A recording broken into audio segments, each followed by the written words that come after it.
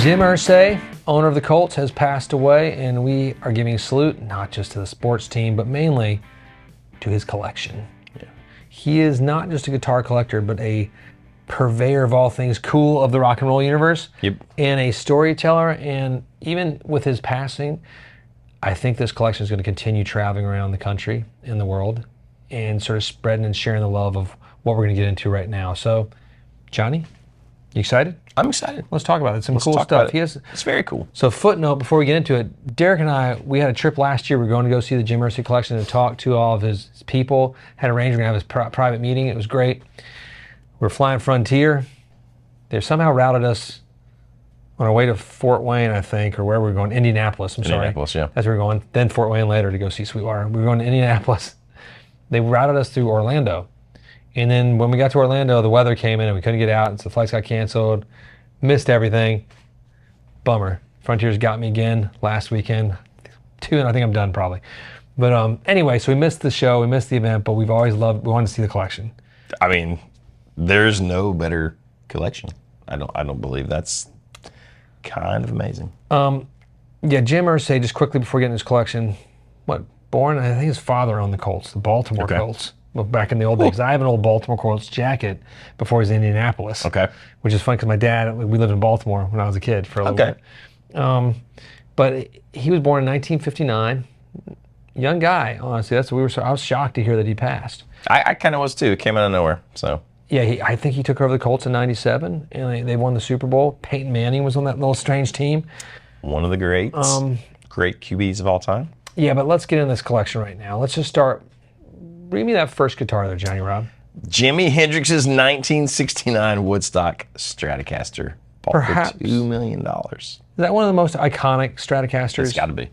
I mean, how many people do you think still play a Strat because of that? A lot.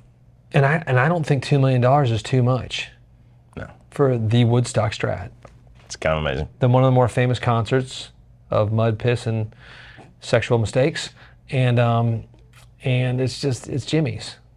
It's Jimmy's. The other one is Kurt Cobain's Mustang that you've maybe seen on that Smells Like Teen Spirit video. That was bought for $4.5 million. It's funny that's over twice the purchase price of the Jimi Hendrix Strat. I mean, this is different times when these were bought too. So right, of course. Read me the next one, even though this is one of my favorites. Jerry Garcia's Tiger guitar. I mean, if you just stopped right there. If that was it, you could still travel around and show these guitars. $1 million purchase price. And in sort of every sphere, like who we think of as sort of the originator of. Let's enter pop right now. What about one of the kings of pop? Not Michael Jackson, but that other guy that sort of had beef with him sometimes. Prince. Not a king, but a prince. Yeah. Or a duchess of pop. The Yellow Cloud guitar. That was also one of the most visually famous guitars there. That little Elvis, who was that guy's name? Elvis Costello. No, Elvis Presley, his 1970 custom Gibson Dove. Pretty amazing, which is what he played on stage. Yes. Stage guitar. I'm going to save the best for last in some ways. Let's jump into Bob Dylan's 1965 Newport Strat. Hated instrument. The one that changed sort of when acoustic went rock and pissed off all of the folksters, which we as little mini punks in our hearts were happy about it. Apparently they tried to out-harmonica the band. I read something about that people were pulling out their harmonicas and trying to play loud. I was like, that's not okay. That's absurd. Not okay. But also hilarious. Side note. But anyways. And then, of course, David Gilmour's famous Black Strat. That's one of the more recent ones, and that cost quite a bit of money as well. This is just part of the collection. Yeah. And this was something that would travel around, and you could see it behind the cool glass walls, and then what we'll get into a little bit is you could hear them at 12s because there'd be all-star, all-studded performances with, Uncle Lefty. Uncle Larry. It's good old Tommy Bukovac. I call him Uncle Left Eye. Great. Kenny Wayne Shepherd's in that band. Kenny. I feel like this would be Tyler Bryant should have been playing this thing too. Maybe it seemed like it was the right fit. Sure. But it's a pretty special group going around playing these instruments. So you actually hear them still played, which is insane. Well, and I didn't know this, but one of our dear friends, we'll just call him the mayor, send me a bunch of Jim Irsay facts, which he often does for current events, which I appreciate. Like apparently he was super generous with these guitars, like loaned them out to be played by people, made sure they weren't just sort of there, but they were still getting used and taken care of. And I mean, that's well, as we know, because we are dealers of guitars and fine instruments and strings and fretted instruments, we've had one guitar here for a customer for, gosh, at least a year. Yeah, he's been waiting to pay for it. Slightly more. I'm just gonna say at least a year, and it's going out to him for circumstances tomorrow or later today. But we're doing a full reset up on it because if guitars aren't played, they do all sorts of funny things with their necks. And this guitar's been in climate controlled in the case, in its box, untouched, and it needed some strings. It needed a little tweaking. Don't buy a guitar if it's been sitting there in storage for years, unless it's been set up a little bit. You just don't know how it's going to go. Right. Besides these awesome guitars, there's also other great memorabilia that has come with the Jim Irsay collection. The original manuscript of On the Road by Jack Kerouac. How cool is that? It's kind of cool. That's pretty tight. As far as Americana authorship. I'm giving the next one. The handwritten lyrics of artists like Jim Morrison and Paul McCartney. I mean, that's pretty awesome. They're both in pretty famous bands. I think that would be sort of surreal to have like handwritten lyrics to a song that maybe, were like generation defining like pieces of music. You know what I mean? And maybe I'm overstating it, but when you talk about like Beatles songs or The Doors, and to have the thing, like these things that are so iconic, and you've got the little scrap of paper that it all started on, that's kind of awesome. And that would be, if you're the level of wealth like this, it'd be nice to have those things in frames and in your home. Yeah, but he didn't do that. He had them in frames and out for you to see it. Now here's the real kicker. When he took these things out on tour, you're asking, how much would those ticket prices be? $0. It's free to see. That's part of why Derek and I were so happy to go to it, because we're poor and we have to pay anything to get in there, except for our time in Frontier. Most musicians are poor. We had to let them see. So when we got stuck in Florida, Derek's like, hey, we got a lot of time here. Because I had to buy a flight on Spirit. That's how we had to get there for the next day so we could be at Sweetwater and Chicago Music Exchange. It was a jam-packed weekend. But so we got an Uber and went to the mall. No, went to Chili's, had some food, and then we went to the movie theaters and saw the film Bottoms. Because that's all that was really playing. It was really fun. It's a good movie. It's a girls coming of age, Superbad style. So that was all on that weekend. Then we took an Uber back to the airport. Our Spirit flight got us there. We were playing with the devil that trip a lot. Seriously. I mean, it was that was almost the end of Casino Guitars in one fell swoop. But no, he does this all for free. It's a neat thing as well is that it's not just to show off these instruments. It's to show like that the history they had, to experience you with new artists, but also he's a big proponent of mental health advocacy. Yeah. So and like that was tied into all this because a lot of these artists had some issues with that too. Sure.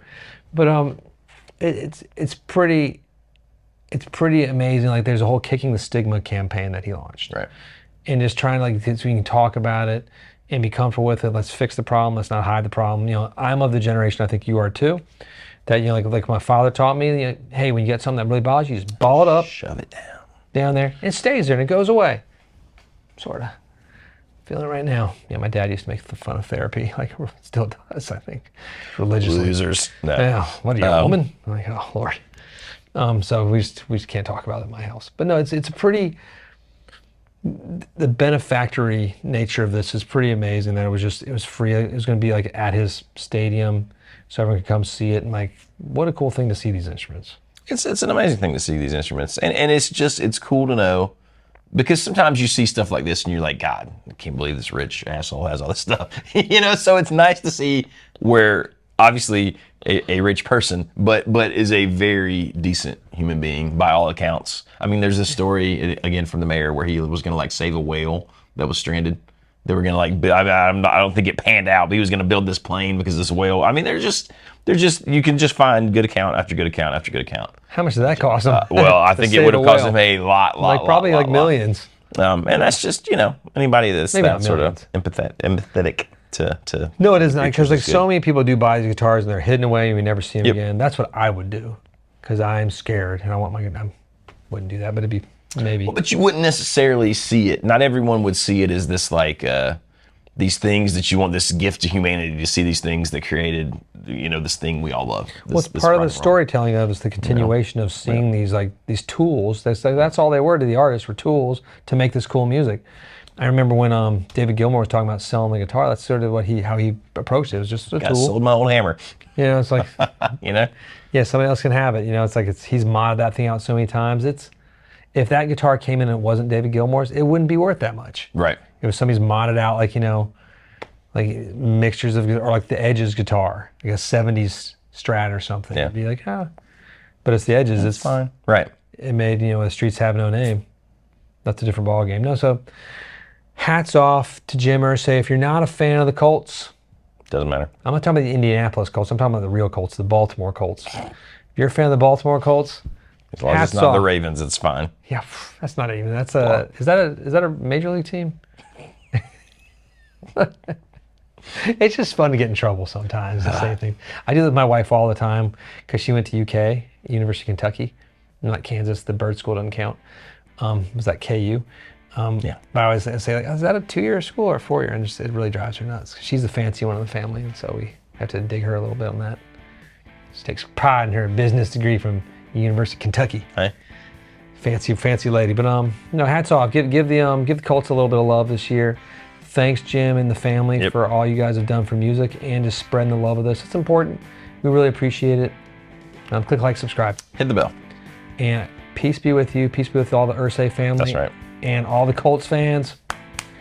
More than just a football team.